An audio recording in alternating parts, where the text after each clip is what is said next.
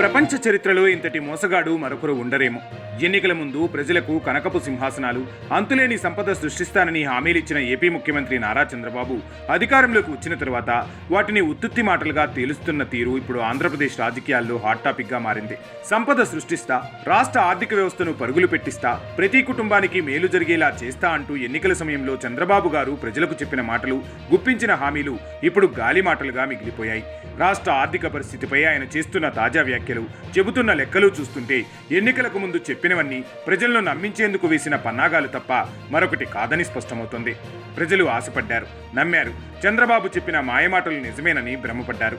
కానీ ఇప్పుడు అధికారంలోకి వచ్చాక రాష్ట్ర ఖజానా ఖాళీగా ఉంది, మాకు చాలా కష్టాలున్నాయంటూ ముఖ్యమంత్రి గారే స్వయంగా పదే పదే ప్రకటించడం ప్రజలను తీవ్ర నిరాశకు గురిచేస్తుంది. ఒక ముఖ్యమంత్రి స్థాయిలో ఉన్న వ్యక్తి ఎన్నికలకు ముందు ఒక మాట చెప్పి ఆ తర్వాత అధికారం చేపట్టాక దానికి పూర్తి విరుద్ధంగా మాట్లాడటం ఎంతవరకు సమంజసం? కేవలం ఓట్ల కోసం, అధికారం కోసం ప్రజలను ఇంతలా మోసం చేయడానికి సిగ్గులేదా అని ఇప్పుడు ఆంధ్రప్రదేశ్ పౌరులు బహిరంగంగా ప్రశ్నిస్తున్నారు. ఇచ్చిన హామీలను నెరవేర్చే ఉద్దేశం లేనప్పుడు అంత గొప్పగా సంపద గురించి ఎందుకు మాట్లాడారు? ప్రజల నమ్మకంతో ఓటేస్తే వారి నమ్మకాన్ని గాలికొదిలేయడం ఏ రకమైన రాజకీయ నీతి? హామీలిచ్చి ఇప్పుడు వాటిని అమలు చేయలేక ఆర్థిక పరిస్థితులను సాకుగా చూపించడం ద్వారా బాబు అడ్డంగా బుక్కయ్యాడని విమర్శకులు దుయ్యబడుతున్నారు. చంద్రబాబుకు మించిన మోసగాడు ప్రపంచ చరిత్రలో ఇంకెవరూ ఉండరన్న తీవ్రమైన వ్యాఖ్యలు వినిపిస్తున్నాయి. అంటే ప్రజల ఆవేదన ఏ స్థాయిలో ఉందో అర్థం చేసుకోవచ్చు. వెంటనే ముఖ్యమంత్రి గారు తాను ఇచ్చిన హామీలపై స్పష్టతనిచ్చి ప్రజల నమ్మకాన్ని కాపాడే దిశగా చర్యలు చేపట్టాలని ఏపీ ప్రజలు డిమాండ్ చేస్తున్నారు.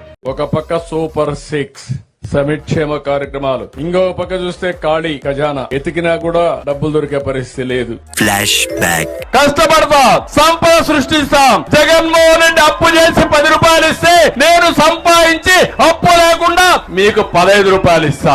అప్పు కావాలంటే ఇచ్చేవాళ్ళు కూడా లేరు. ఎతికినా కూడా డబ్బులు దొరికే పరిస్థితి లేదు. అప్పు కావాలంటే ఇచ్చేవాళ్ళు కూడా లేరు. Flash back. ఇంకా సంపద సృష్టిస్తా, ఆదాయాన్ని పెంచుతా, పెంచిన ఆదాయం ఈ పేదవాళ్ళ కోసం ఖర్చు పెడతా. అప్పు కావాలంటే ఇచ్చేవాళ్ళు కూడా లేరు. ఒక పక్కన అప్పులు చేయడానికి అవకాశం కూడా లేదు. FRBM అని ఉంటుంది. ఇంత ఆదాయం ఇంత అప్పు చేయొచ్చు, దానికంటే ఎక్కువ చేయడానికి వీలు లేదు.